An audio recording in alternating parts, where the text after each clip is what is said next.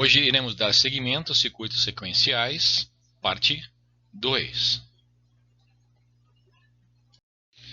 Dando seguimento, vamos pegar dois RS, vamos colocar e vamos compor um flip-flop JK, onde ele tem dois estágios internos, uma parte que é chamada de mestre e a outra parte chamada de escravo. Tá? De acordo com o acionamento do J, nós temos um estágio futuro dado para o próximo sinal. Vamos ver, analisar cada situação. A primeira situação é se o J e o K estiverem zero. Se as duas estiverem desabilitadas, tá? Então, mesmo após a aplicação de um pulso de clock, estamos entrando aqui no clock, as portas 1 e 2 elas vão estar desabilitadas, então ele não vai mudar o seu estado. Vamos analisar se o J estiver igual a 1, o K estiver igual a 0 e o Q, a saída dele estiver igual a 0. Tá? Então a porta 1 lá embaixo, tá bom? Ela vai habilitar o J1 e o Q barrado, que vai estar igual a 1, certo? Porque ele tem um retorno. Então esses dois caras aqui vão ser 1 aqui. Então vai ser 1 aqui e 1 aqui. Já a porta 2, né? O Q está valendo 0 e o K está valendo 0 e o Q também está valendo 0. Então essa porta aqui não vai estar acionada. Então estou dando aqui 7. Aí depois, com a aplicação do clock, a saída Q ela vai mudar depois para Q igual a 1. Tá vendo só?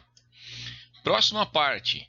Se o J for igual a 1, o Q for igual a 0 e o Q1 for igual a 1, que seria a próxima parte do próximo estágio. Por isso que nós temos aqui estados futuros. Tá? Então, o que vai acontecer? Ele vai acabar desabilitando essa porta, porque agora aqui vai ser 1 e o Q barrado vai ser igual a 0. Então, essa porta não vai funcionar mais. Em contrapartida, a outra porta aqui vai ser 0, aqui vai ser 1.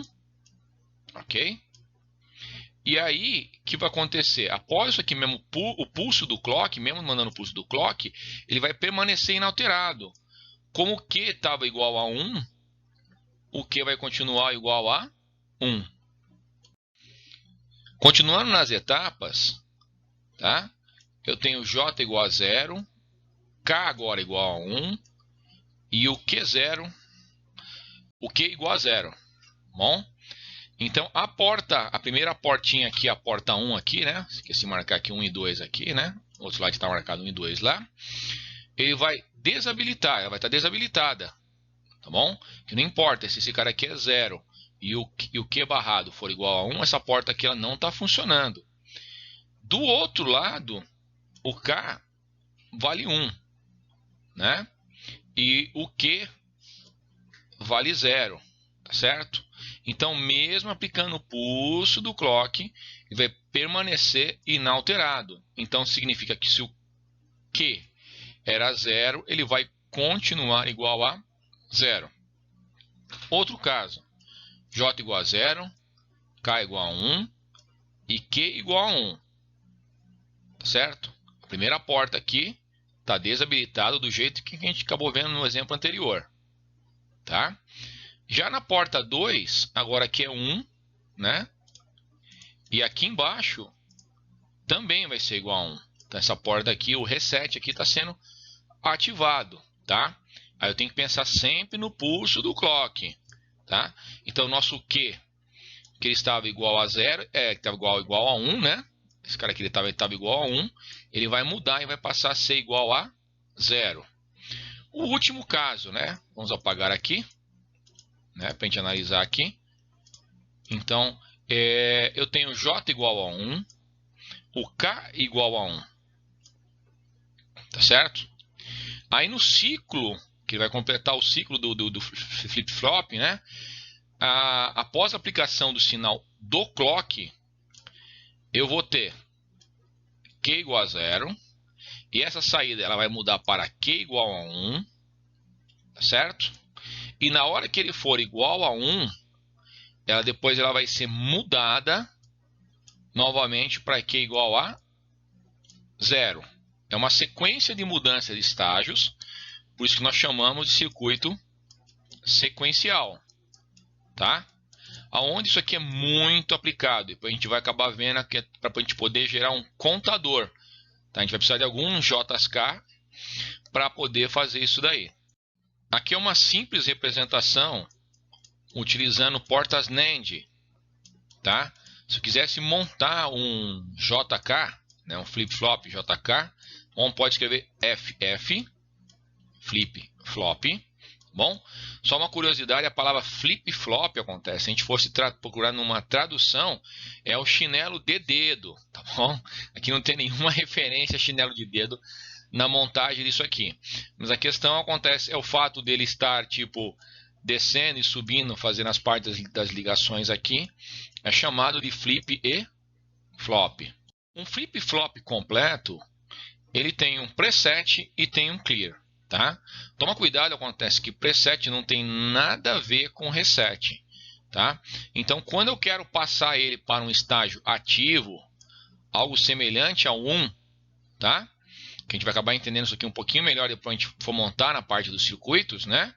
Então, o preset é quando eu quisesse tipo mandar ele para 1.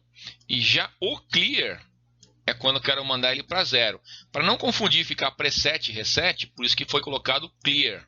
Tá? Então, a porta estava escrito PR, tá? E depois o outro vem colocado clear. Tá? Aqui temos embaixo, temos a tabela verdade. Estamos mais preocupados, acontece com o estágio futuro dele. Então, vamos deixar para a gente ver um pouquinho depois. Então, vamos ver agora aqui a montagem dele completo. Uma tabela onde eu tenho o preset e o clear, tá certo? Então, se os dois estiverem ativados, a operação do meu flip-flop ela só vai depender apenas do clock, de acordo com o clock, tá? Então, se eu mandar aqui no clear o valor 1, tá? Pode parecer meio esquisito aqui, né? Mas na hora que eu der aqui no clear aqui, automaticamente ele vai mudar a minha saída para 1. Parece um pouco contrário, né? Aquilo que eu acabei falando no exemplo anterior, né? Mas isso aqui é um efeito que acaba sendo causado. Tá? E na hora que eu der o preset, tá? Ele vai mandar o Q igual a 0. Tá bom? Isso aqui é para poder limpar todos os sinais. E 0 e 0 a gente não acaba usando, né? Nenhum dos dois ativados. Temos dois tipos de flip-flops JK. Onde um deles podemos perceber que aqui ó, nós temos uma porta negada. O primeiro deles, dentro a parte de sinais, tá? Vamos pensar aqui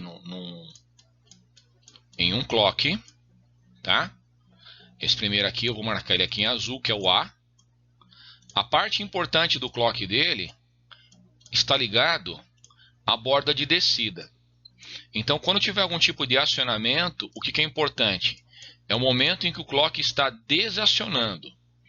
Já no A, o que é importante no A? Vou colocar aqui em roxo. Aliás, no B, né? Ele vai ser importante com a borda de subida. Isso aqui, pessoal, só depende do momento em que eu queira fazer a alternância de um sinal ligado a esse meu clock. Então, que na hora que meu clock aqui no B, ele der a subida, tá? Ele vai fazer o meu acionamento ou desacionamento. A parte mais importante é a borda, onde não no meio, mas o importante é na borda, onde uma coisa está subindo ou descendo. O tempo inteiro nós estamos falando de circuitos integrados nessa matéria agora, né? Tá? Então, existem duas tecnologias. Uma delas é a CMOS, certo? Que ela tem algumas vantagens e desvantagens em relação a outra tecnologia que nós vamos ver depois, logo em seguida. Tá? Ela tem uma baixa dissipação de energia, certo? Trabalha às vezes com frequências bem altas, né? Aí a gente acaba tendo uma carga como se fosse aqui um capacitor, né? E normalmente por porta, se a gente imaginar, são 10 nanowatts por porta, tá?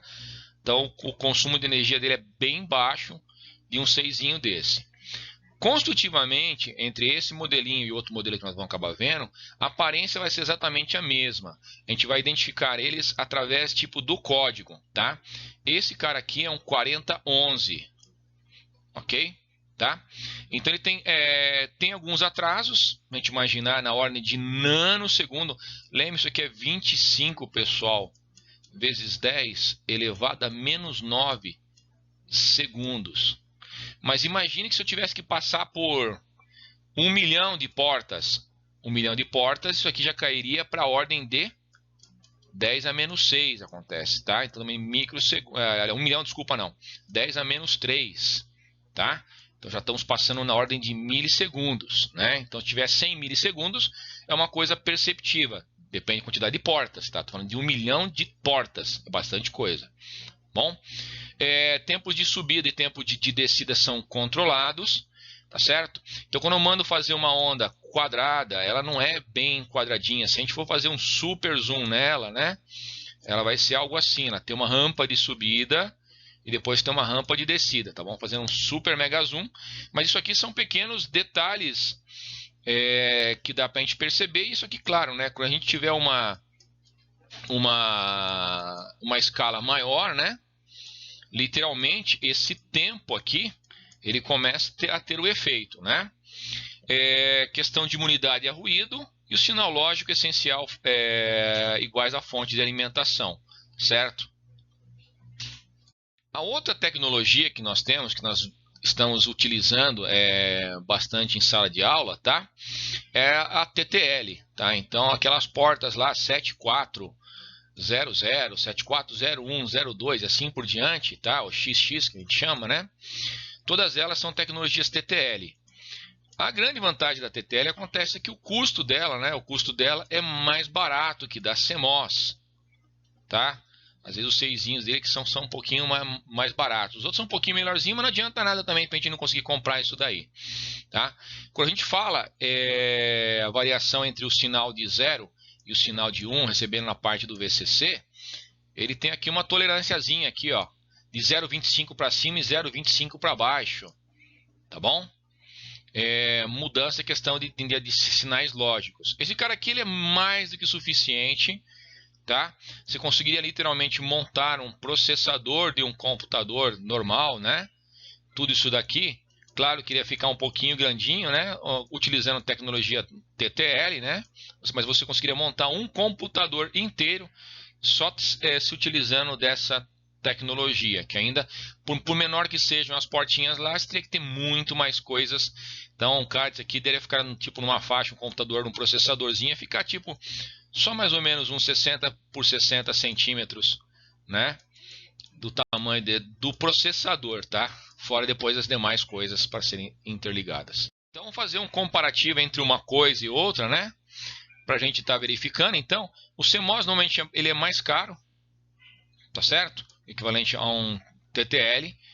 E ela é menos cara, acontece na hora que eu for montar, colocar assim circuitos, até porque às vezes os chips dele pode ser tipo menor, então tem que ter menos regulagem de tensão, tá? Se uma coisa consumir também um pouquinho menos de energia, é muito mais fácil eu ter a montagem disso daqui, ok?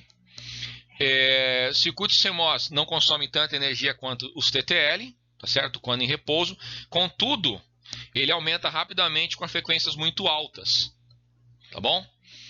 Então, em comparação ao TTL. Então, tem baixo consumo de corrente, distribuição requer uma fonte de alimentação às vezes menor, e aí um projeto mais simples, e no final das contas, depois de todo colocado na ponta do lápis, né, acaba saindo um circuito mais barato. Bom, devido a longos tempos de subida e descida, a transmissão de sinais digitais torna-se mais simples e mais barata com chips CMOS, o CMOS normalmente levando vantagem, né? E no fundo também ele tem menos susceptível a descarga de eletrostáticas que os componentes TTL. Então aqui eu vou colocar a representação, coloquei a numeração aqui, o 4027, é um flip-flop CMOS, bom, lembrando que tem a ver com a tecnologia dele.